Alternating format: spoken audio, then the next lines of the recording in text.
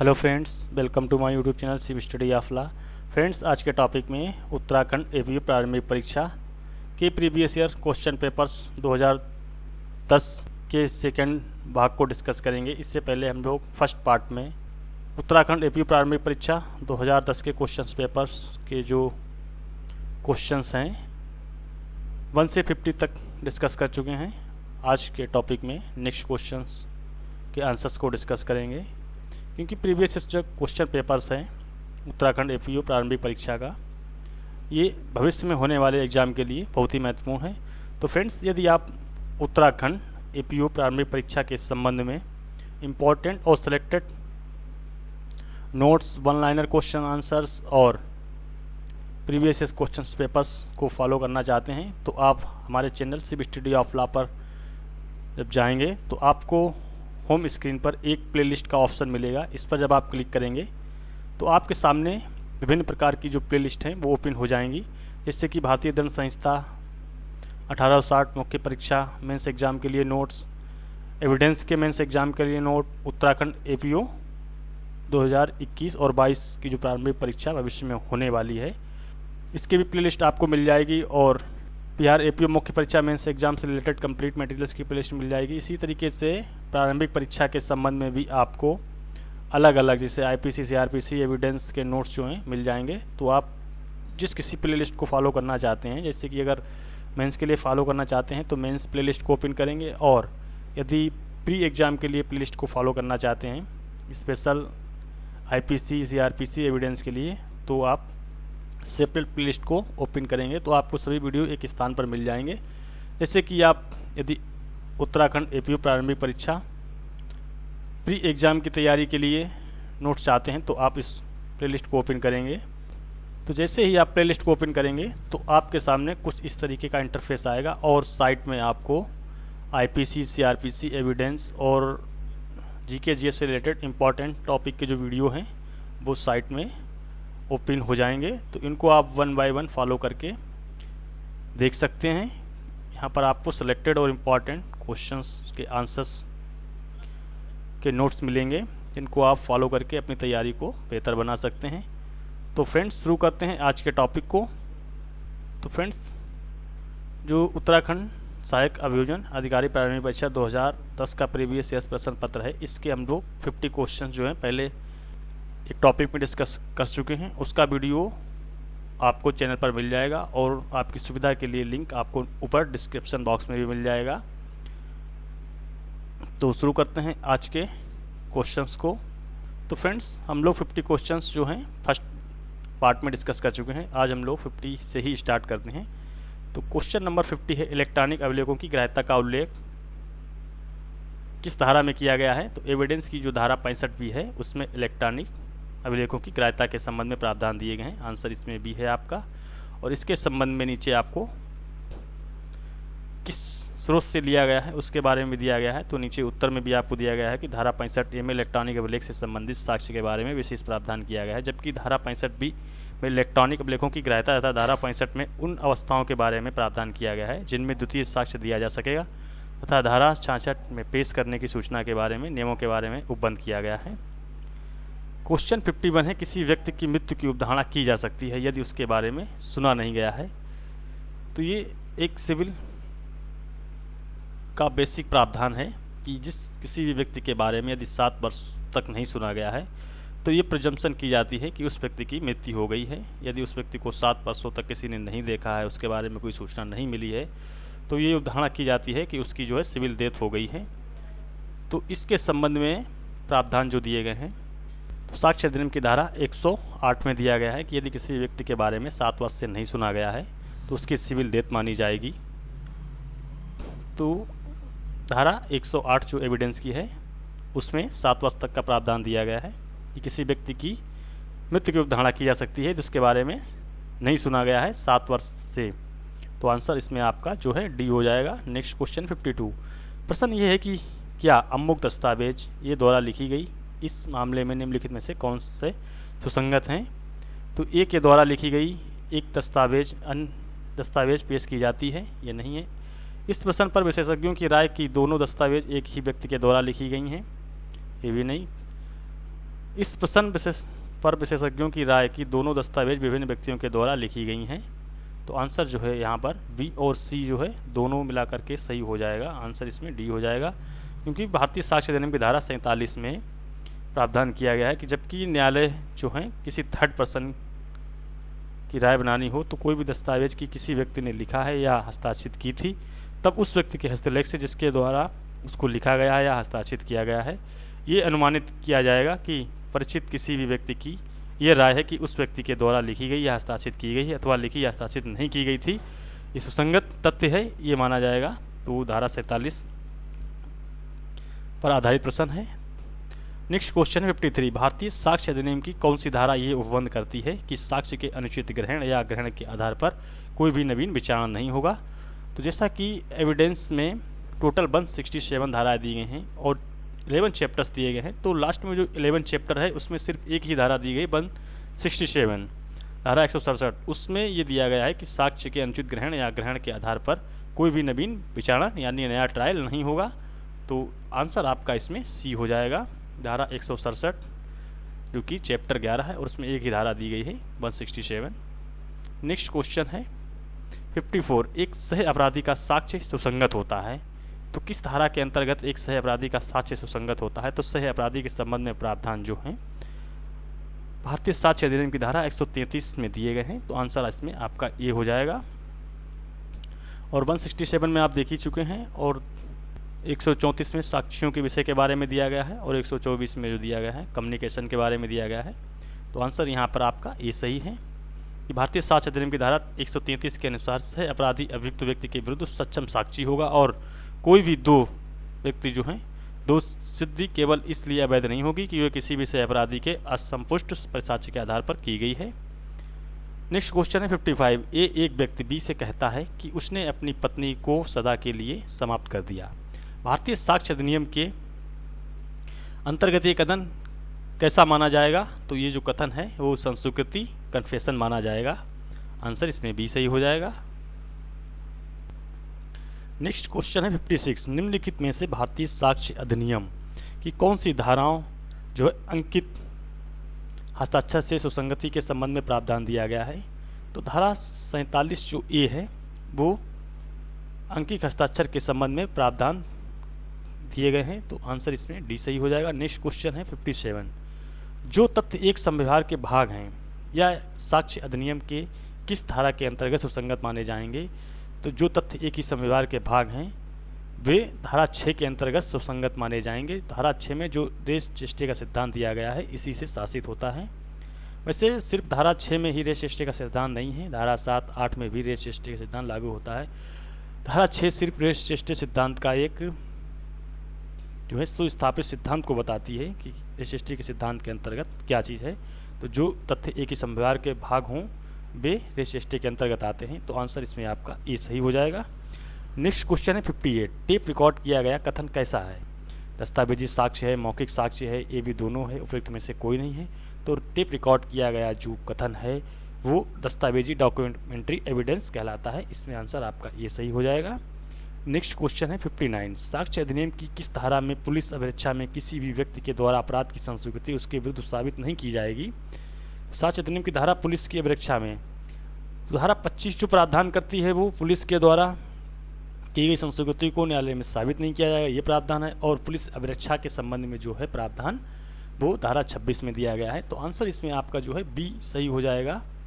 परंतु 26 का एक अपवाद भी दिया गया है, उसको भी आपको याद रखना है कि यदि पुलिस की अभिरक्षा में रहते हुए किसी व्यक्ति के द्वारा न्यायालय के समक्ष यदि संस्वीकृति की जाती है तो वो ग्राह्य होगी।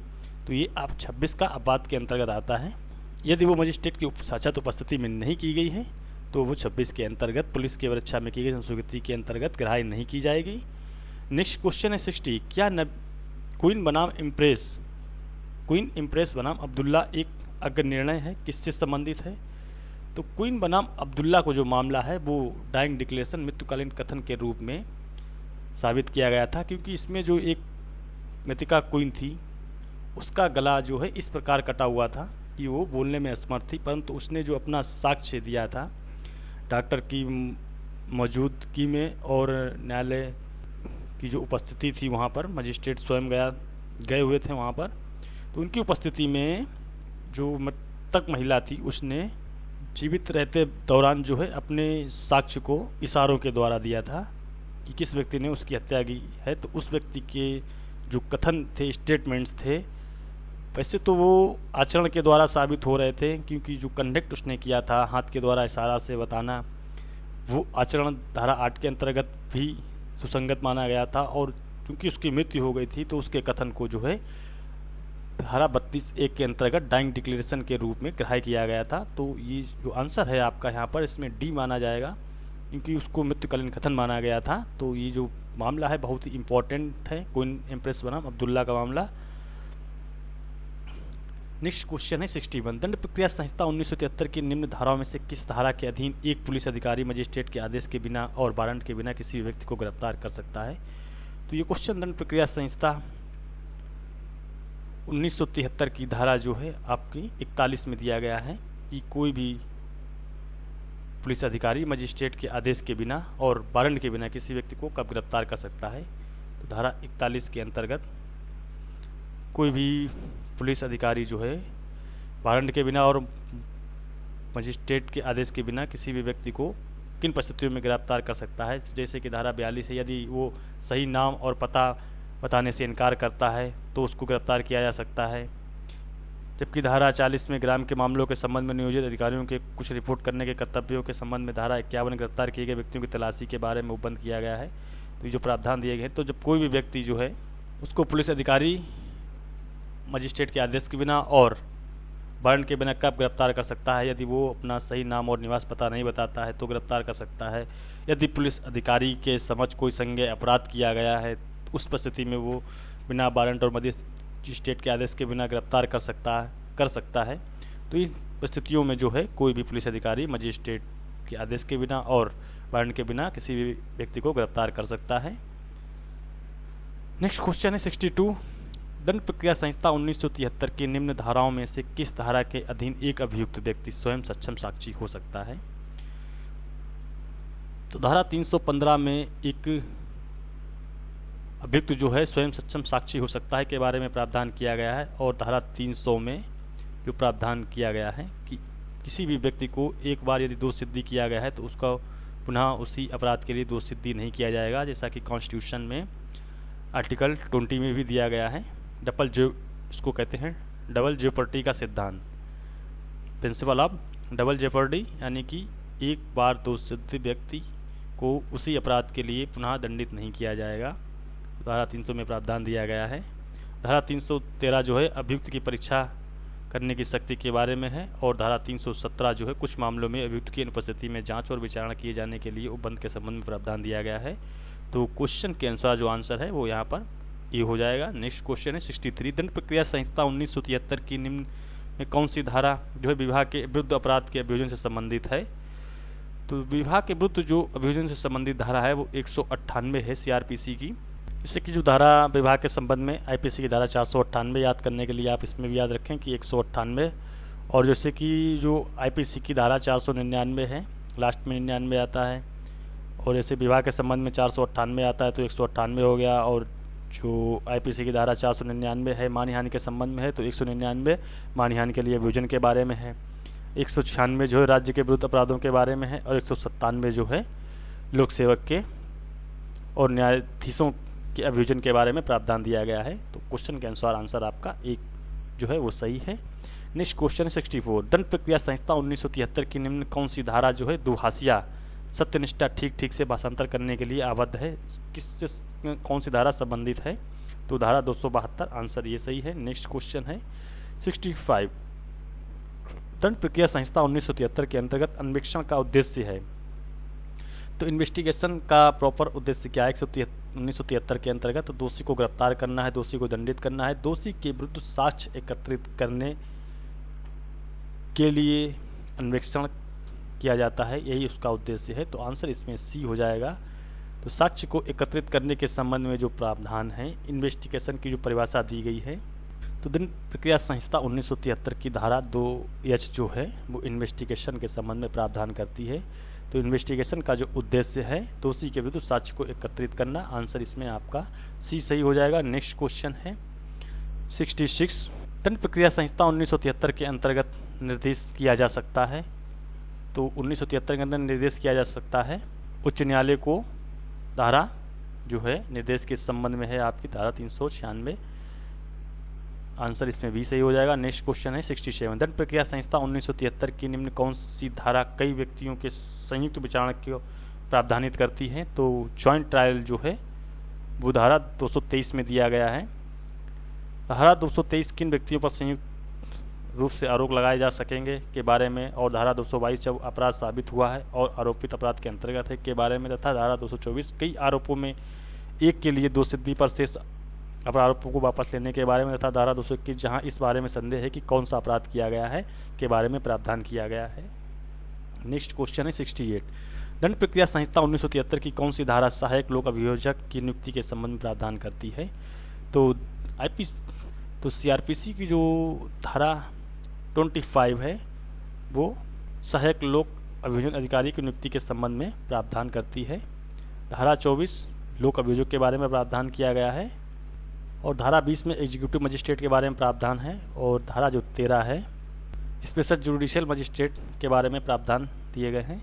तो आंसर जो है आपका यहाँ पर डी सही हो जाएगा। धारा 25 के अंतर्गत सहायक लोक अभियोजन अधिकारी की नियुक्ति की जाती है। नेक्स्ट क्वेश्चन है 69। निम्नलिखित में से कौन सा अपराध संक्षिप्त रूप से विचारणीय है? तो ऐसे कौन से अपराध हैं जो संक्षिप्त रूप जिनका समरी ट्रायल हो सकता है? तो सदोष अवरोध, अपहरण, रिष्टि वे अपराध जो मृत्युदंड, आजीवन कारावास या 2 वर्ष की अवधि से अधिक के कारावास से दंडनीय नहीं है, उन अपराधों का जो है समरी ट्रायल हो सकता है।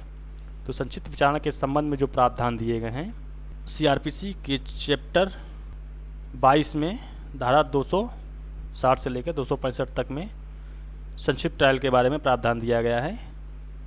तो उन अपराधों का संक्षिप्त विचारण हो सकता है जो मृत्युदंड, आजीवन कारावास या 2 वर्ष की अवधि के अधिक कारावास से दंडनीय नहीं है, यानी 2 वर्ष तक या 2 वर्ष से कम के कारावास का संक्षिप्त ट्रायल किया जा सकता है।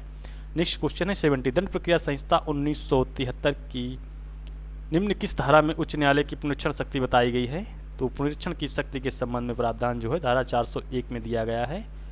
नेक्स्ट क्वेश्चन है 71। दंड प्रक्रिया संहिता 1973 की निम्न किस धारा में उच्च न्यायालय को अंतर्निहित शक्तियों का प्रयोग किया जा सकता है? तो उच्च न्यायालय के द्वारा अंतर्निहित शक्तियाँ जो inherent powers of the high courts को जो दी गई हैं वो सेक्शन जो है 482 में दी गई हैं। ये जो सेक्शन है 482 धारा बहुत ही इंपॉर्टेंट है। Inherent power of the high court की दी गई हैं।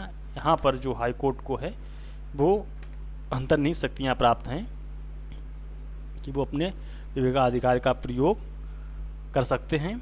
और जो धारा 483 है वो न्यायिक मजिस्ट्रेटों के न्यायालयों पर अधीक्षण का निरंतर प्रयोग करने का उच्च न्यायालय के कर्तव्यों के बारे में है, तथा 480 जो धारा है वो विधि व्यवसाय करने वाले प्लेडर को कुछ न्यायालयों मजिस्ट्रेट के तौर पर ना बैठने के संबंध में प्रावधान दिया गया है।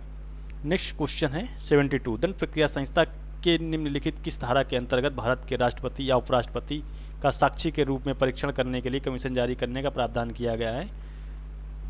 तो भारत के राष्ट्रपति या उपराष्ट्रपति के साक्षी के रूप में परीक्षण करने के लिए कमीशन जारी करने का जो प्रावधान है वो धारा 284 में दिया गया है। आंसर भी है। Next question 73। दंड प्रक्रिया संहिता 1973 की निम्न किस धारा में जुर्माना देने में व्यतिक्रम होने पर मजिस्ट्रेट न्यायालय द्वारा कारावास के दंडादेश को जो है व्यवस्था करते हैं? तो धारा 30(1) में प्रावधान दिया गया। आंसर ये है। धारा 30(1) के अनुसार किसी मजिस्ट्रेट का न्यायालय जुर्माना देने में व्यतिक्रम होने पर इतनी अवधि का कारावास अधिनिर्णित कर सकता है जो कि विधि के द्वारा प्राधिकृत किया गया है। नेक्स्ट क्वेश्चन है 74। दंड प्रक्रिया संहिता 1973 की निम्न कौन सी धारा लागू होगी जबकि पुलिस थाने का हर साधक अधिकारी ये सूचना पाता है कि किसी व्यक्ति ने आत्महत्या कर ली है? तो धारा 174 में प्रावधान दिया गया है। नेक्स्ट क्वेश्चन है 75। दंड प्रक्रिया संहिता की किस धारा के अधीन एक व्यक्ति जिसके विरुद्ध न्यायालय द्वारा जारी वारंट की तामील न होने पर फरार की उद्घोषणा की जा सकती है? तो धारा 83 में व्यक्ति की संपत्ति कुर्की के बारे में प्रावधान दिया गया है। धारा 82 फरार व्यक्तियों के संबंध में प्रावधान दिया गया है, और धारा 84 कुर्की के बारे में दावे और आपत्तियों के संबंध में प्रावधान दिया गया है।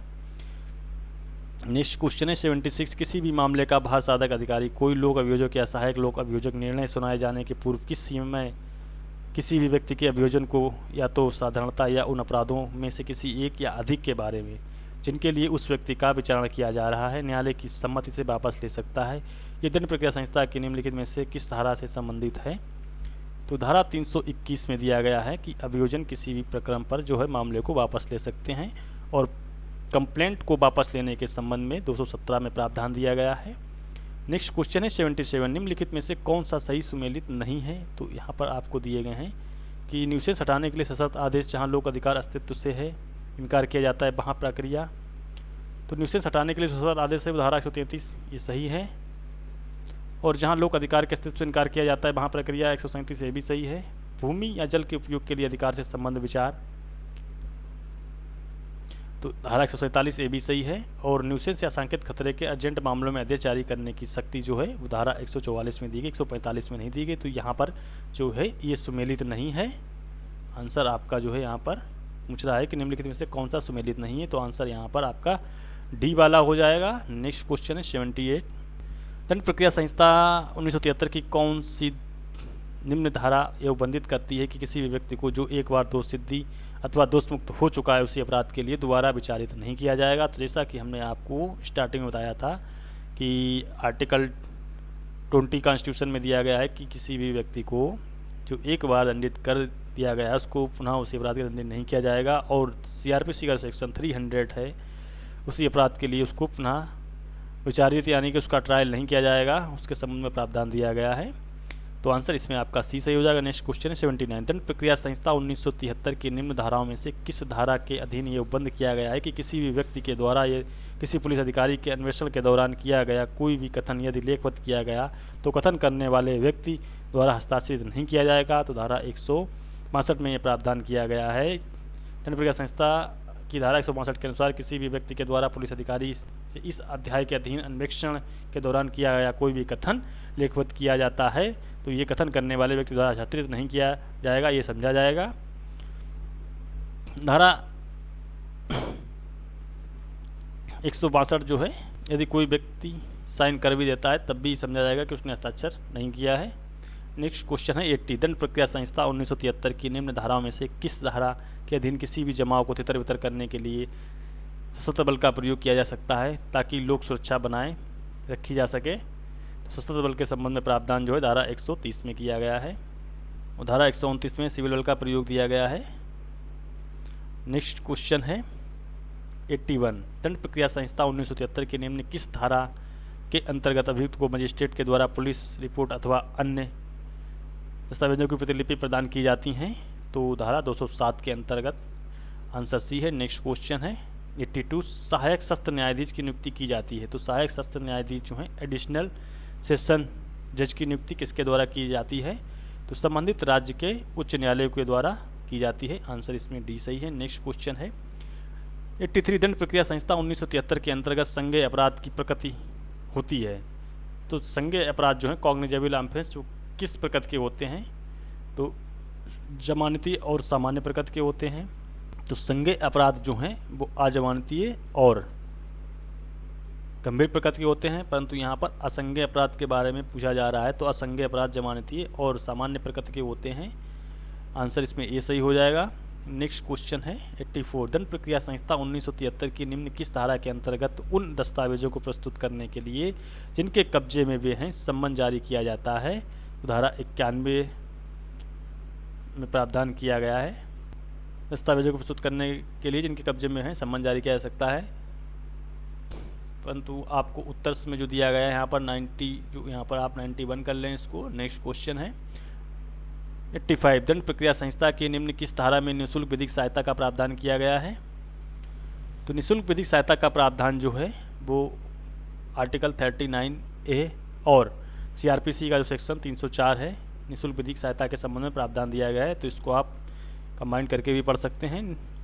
अब जो नेक्स्ट क्वेश्चन 86 है वो उत्तराखंड पुलिस अधिनियम 2007 से हैं। 15 क्वेश्चन जो हैं आपके पुलिस एक्ट से पूछे जाएंगे, जो पुलिस एक्ट 2007 का है उत्तराखंड उससे आएंगे। तो 86 जो क्वेश्चन है उत्तराखंड पुलिस अधिनियम 2007 के अंतर्गत धारा 23 में निम्नलिखित में से कौन से अनुशासनिक दंड दिए जा सकते हैं, कौन कौन से दंड दिए जा सकते हैं। तो पदच्युति का दंड दिया जा सकता है, सेवा से हटाने का दंड दिया जा सकता है, वेतन में कटौती भी की जा सकती है और पदोन्नति को रोकने का भी दंड दिया जा सकता है। तो ये जो सभी दंड हैं वो धारा 23 के अंतर्गत उत्तराखंड पुलिस अधिनियम की धारा 23 के अंतर्गत दिए जा सकते हैं। तो आंसर इसमें आपका डी सही हो जाएगा। नेक्स्ट क्वेश्चन है 87, उत्तराखंड पुलिस अधिनियम 2007 की धारा 31 में क्या उल्लंघित किया गया है। तो स्वतंत्र सदस्यों के कार्यालय और विशेषाधिकार को किया गया, स्वतंत्र सदस्यों को हटाए जाने का प्रावधान दिया गया है। राज्य की पुलिस परिषद बोर्ड के स्वतंत्र सदस्यों का चयन के संबंध में प्रावधान दिया गया है। आंसर इसमें सी है। नेक्स्ट क्वेश्चन है, उत्तराखंड पुलिस अधिनियम 2007 की किस धारा के अंतर्गत पुलिस अधिकारी को स्वयं कर्तव्य से प्रत्याहत नहीं होने का आदेश है?